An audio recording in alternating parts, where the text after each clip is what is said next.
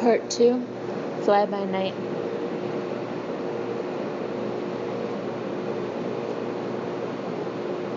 Chapter 7. A man stood at the edge of a lava rock seawall, staring out at the dark water and at the clouds turning pink as dawn stormed Maui's eastern shore. His name was Henri Benoit, not his real name, but the name he was using now. He was in his 30s with medium-length blondish hair and light gray eyes, and he stood at about 6 feet tall on his bare feet. He was shoeless now, his toes half buried in the sand. His white linen shirt hung loosely over his gray cotton pants, and he watched the seabirds calling out as they skimmed the waves. Henri thought those bird calls could have been the opening notes of another flawless day in paradise, but before the day had even begun, it was down the crapper. Henri turned away from the ocean and jammed his PDA into a trouser pocket.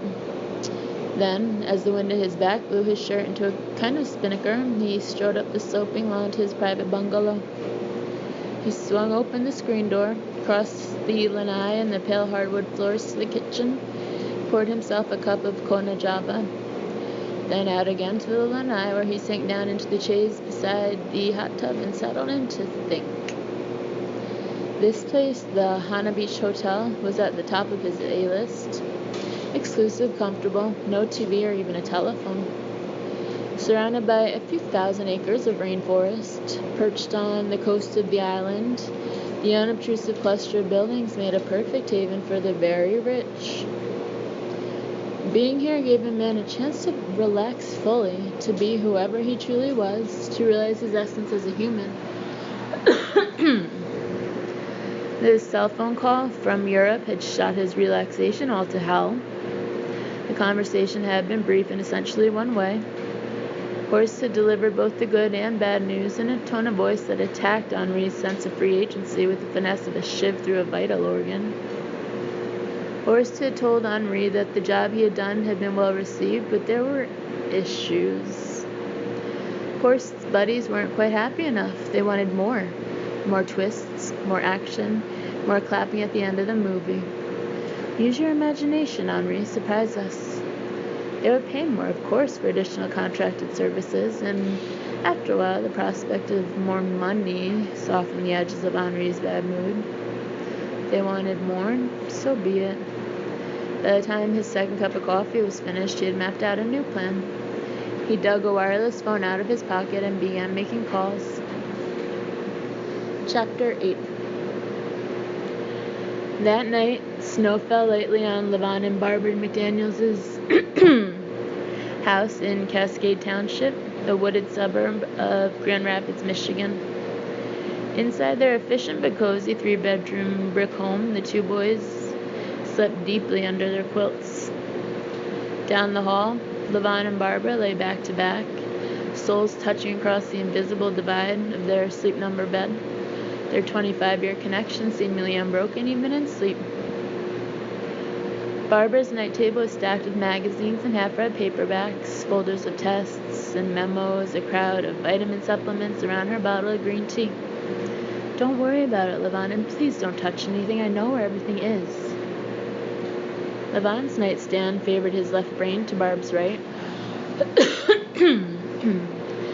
His neat stack of annual reports, annotated copy of Against All Reason, pen and notepad, and a platoon of electronics. Phones, laptop, weather clock, all lined up 4 inches from the table's edge, plugged into a power strip behind the lamp. The snowfall had wrapped the house in a white silence, and then a ringing phone jarred Levon awake. His heartbeat boomed and his mind reeled in instant panic. What was happening? Again the phone rang, and this time Levon made a grab for the landline. He glanced at the clock, which read 3:14 a.m., and wondered who the hell would be calling at this hour. And then he knew. It was Kim. She was 5 hours behind them. He figured she'd gotten that mixed up somehow. Kim, honey? Levon said into the mouthpiece. Kim is gone, said the male voice in Levon's ear. Levon's chest tightened and he couldn't catch his breath. Was he having a heart attack? Sorry, what did you say? Barb sat up in bed, turned on the light. Levon, she said, what is it?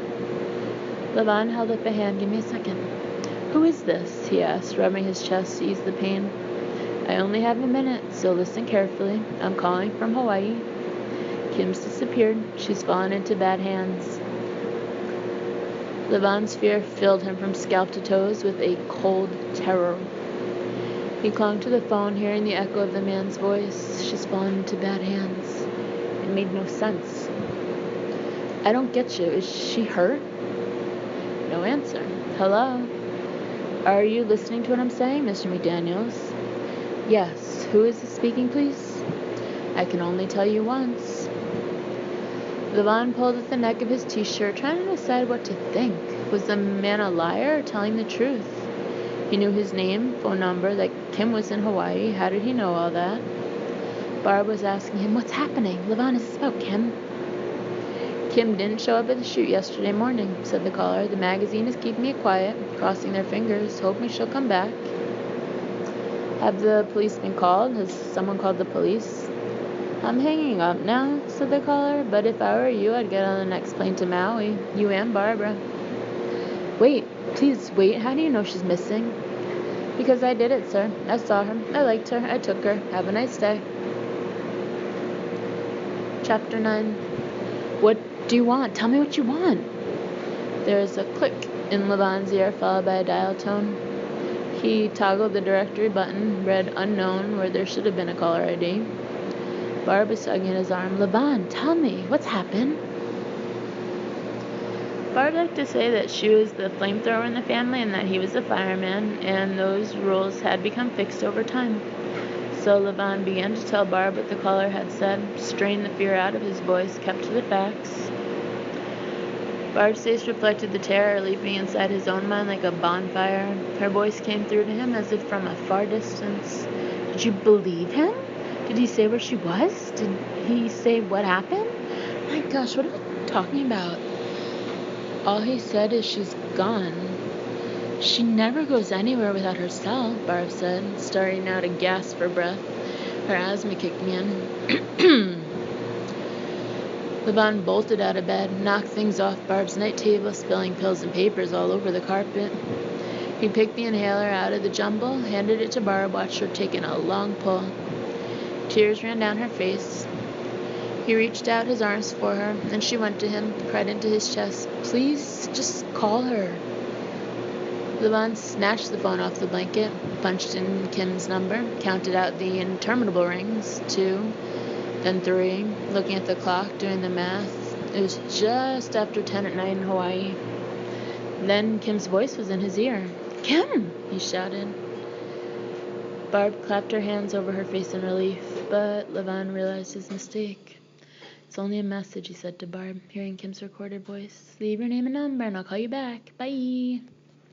Kim, it's Dad. Are you okay? We'd like to hear from you. Don't worry about the time, just call. Everybody here is fine. Love you, honey. Dad. Barb was crying. Oh my gosh. She repeated as she balled up the comforter, pressing it to her face. We don't know anything, Barb, he said. He could be some moron with a sick sense of humor. Oh gosh, Levon, try her hotel room. Sitting at the edge of the bed, staring down at the nubby carpet between his feet, Levon called information. He jotted down the number, disconnected the line, then called the Wailea Princess in Maui.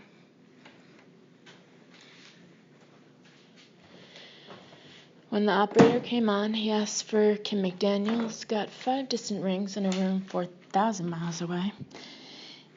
And then a machine answered, Please leave a message for the occupant of room 314, or press 0 for the operator. Levon's chest pains were back, and he was short of breath. He said into the mouthpiece, Kim, call Mom and Dad. It's important. He stabbed the 0 button until the lilting voice of the hotel operator came back on the line.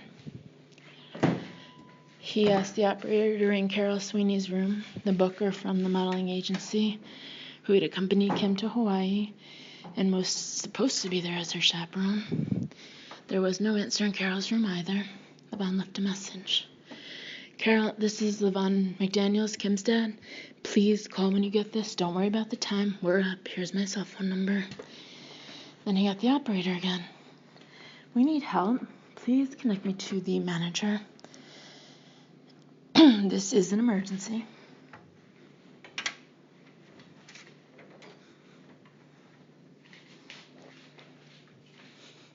Chapter 10. Levon McDaniels was square-jawed, just over 6 feet, a muscular 165 pounds. He had always been known as a straight shooter, decisive, thoughtful, and a good leader, but sitting in his red boxers, holding a dinky cordless phone that didn't connect to Kim, he felt nauseated and powerless. As he waited for her hotel security to go to Kim's room and report back to the manager, Levon's imagination fired off images of his daughter, hurt, or the captive of some freaking maniac who was planning who only knew what. Time passed, probably only a few minutes, but Levon imagined himself rocketing across the Pacific Ocean, bounding up the stairs of the hotel and kicking open Kim's door. Seeing her peacefully asleep, her phone switched off.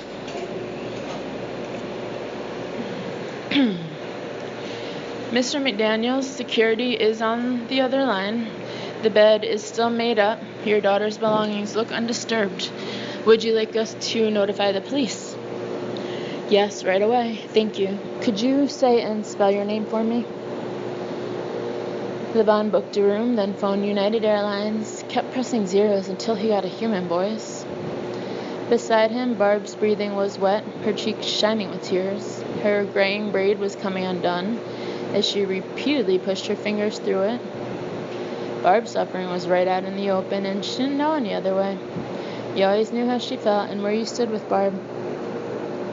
The more I think about it, she said, her voice coming between jerky sobs, the more I think it's a lie. If he took her, he'd want money, and he didn't ask for that, Levon, so why would he call us? I just don't know, Barb. It doesn't make any sense to me either. What time is it there? 10:30 p.m.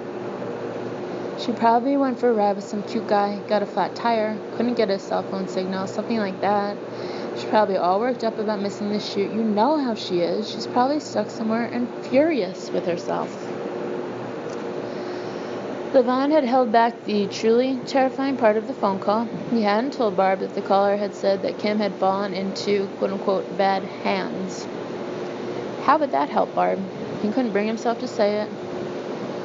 We have to keep our heads on straight, he said. Barb nodded absolutely. Oh, we're going over there, Levon, but Kim is going to be mad as bees that you told the hotel to call the police. Watch out when Kim's mad. Levon smiled. I'll shower after you, Barb said. Levon came out of the bathroom 5 minutes later, shaven, his damp brown hair standing up around the bald spot at the back. He tried to picture the Wailea princess as he dressed, saw frozen postcard images of honeymooners walking the beach at sunset.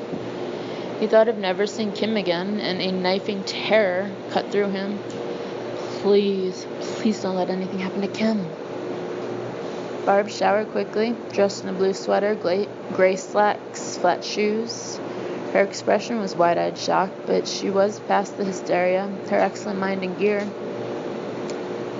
I packed underwear and toothbrushes, and that's all, Levon. We'll get what we need in Maui. It was 3:45 in Cascade Township. Less than an hour had passed since the anonymous phone call had cracked open the night and spilled the McDanielses out into a terrifying unknown. You cause to see, Barb said. I'll wake the kids. Chapter 11. Barbara sighed under her breath, then turned up the dimmer, gradually lighting the boys' room. Greg groaned, pulled the Spider-Man quilt over his head, but Johnny sat straight up, his 14-year-old face alert to something different, new, and maybe exciting. Barb shook Greg's shoulder gently. Sweetie, wake up now. Mom, no. Barb peeled down her younger son's blanket, explained to both boys a version of the story that she halfway believed, that she and Dad were going to Hawaii to visit Kim.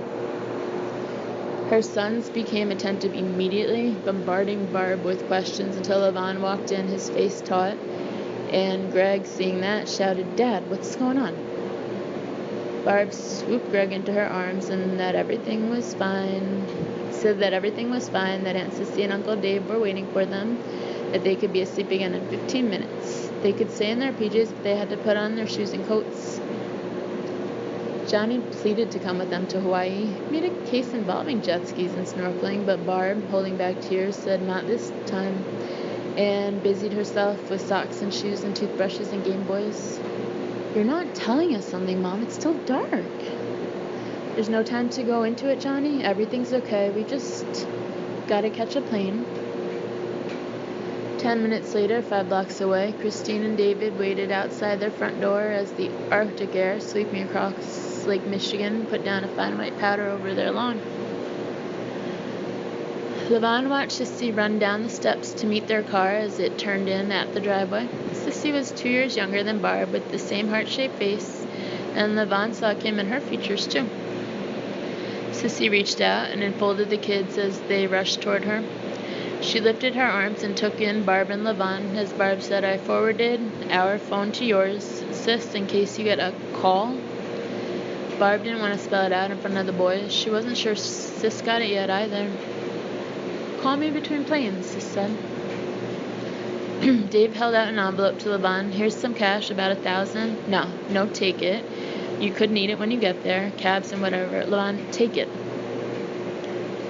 Fierce hugs were exchanged, and wishes for a safe flight and love yous rang out loudly in the morning stillness. When Sissy and David's front door closed, Levon told Barb to strap in. He backed the Suburban out of the drive, then turned onto Burkett Road, heading toward Gerald R. Ford International Airport, ramping the car up to 90 on the straightaway. "Slow down, Levon." "Okay." But he kept his foot on the gas, driving fast into the star field of snow that somehow kept his mind balanced on the brink of terror, rather than letting it topple into the abyss. "I'll call the bank when we change planes in L.A., Levon said. "Talk to Bill Macchio. Get a loan started against the house in case we need cash." He saw tears dropping from Barb's face into her lap, heard the click of her fingernails tapping on her BlackBerry, sending text messages to everyone in the family, to her friends, to her job, to Kim. Barb called Kim's cell phone again as Levon parked the car, held up the phone so Levon could hear the mechanical voice saying, "The mailbox belonging to Kim McDaniels is full. No messages can be left at this time." Chapter 12. The McDaniels' hopscotched by air from Grand Rapids to Chicago, and from there to their waitlisted flight to Los Angeles, which connected just in time to their flight to Honolulu.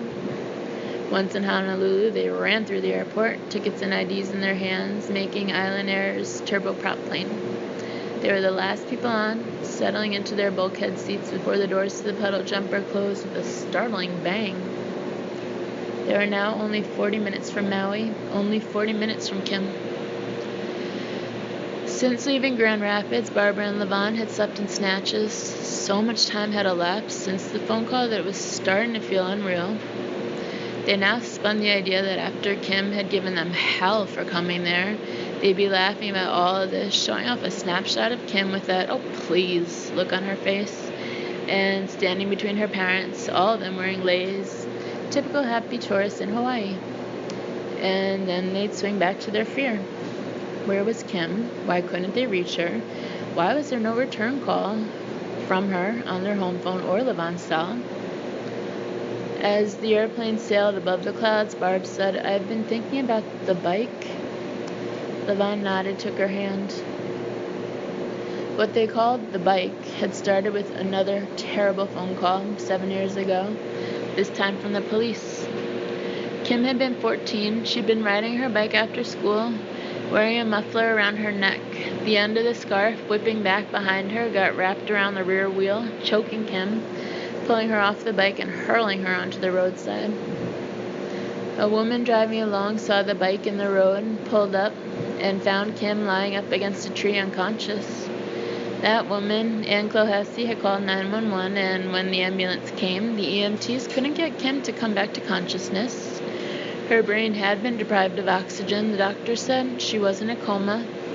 The hospital's posturing told Barb that it might be irreversible. By the time Levon had been reached at the office, Kim had been medevac to a trauma unit in Chicago. He and Barb had driven 3 hours, got to the hospital, and found their daughter in intensive care, groggy but awake, a terrible bruise around her neck as blue as the scarf that nearly killed her. But she was alive. She wasn't back to 100% yet, but she'd be fine. It was weird inside my head, Kimmy had said then. It was like dreaming, only much more real. I heard Father Marty talking to me like he was sitting on the end of the bed.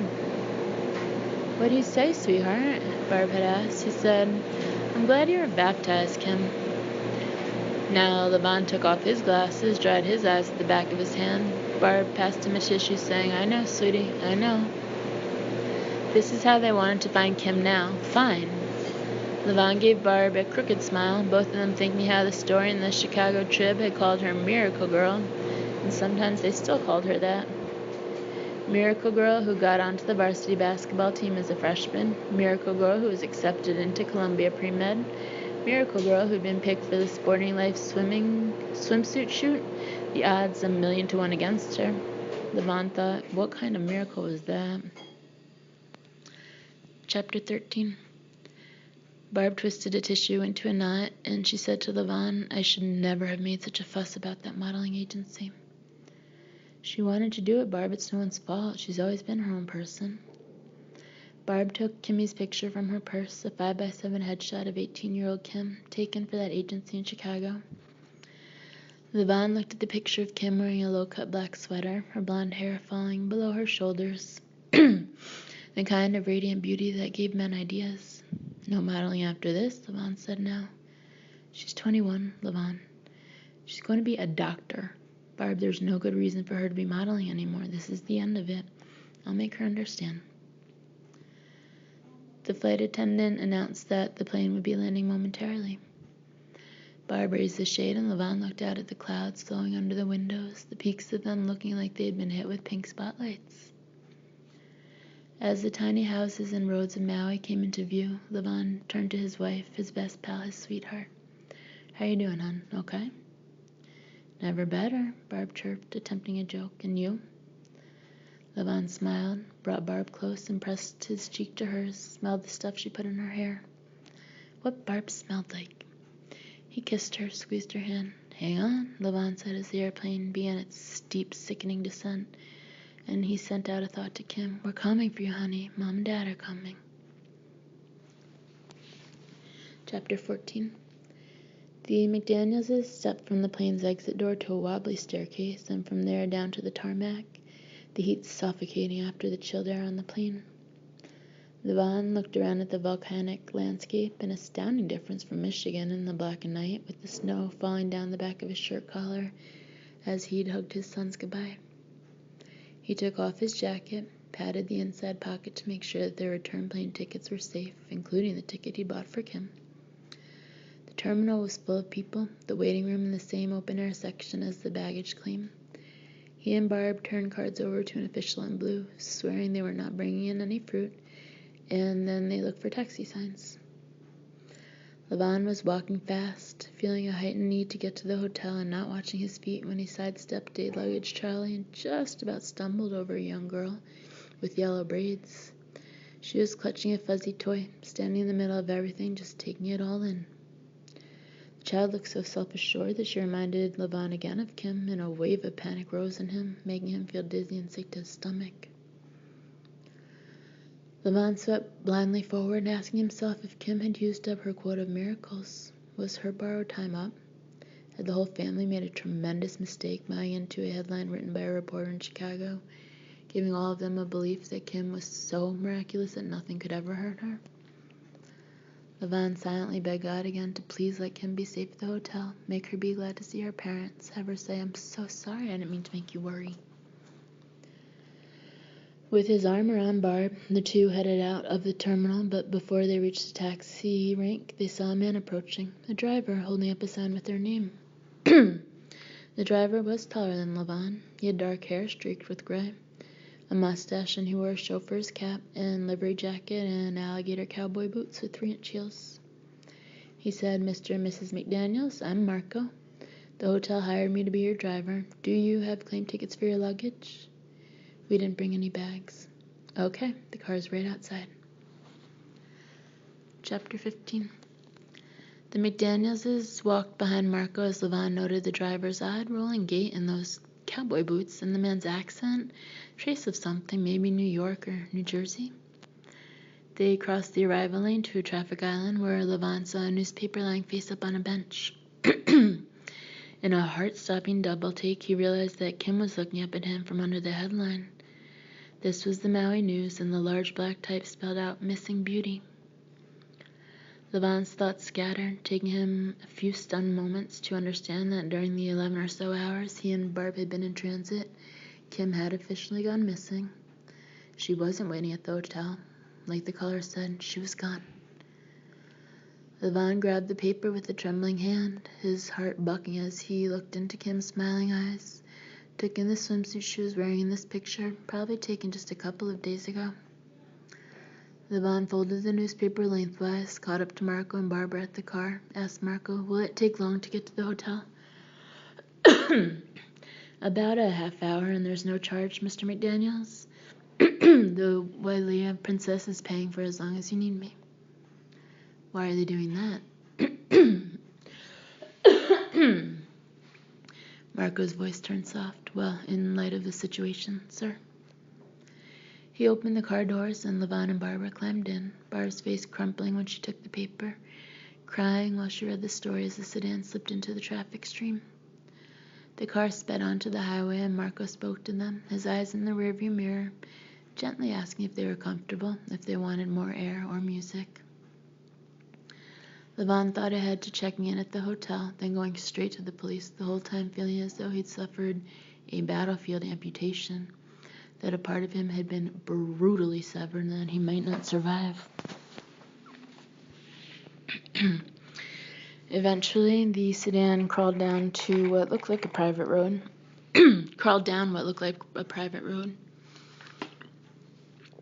Both sides masked in purple flowering vines.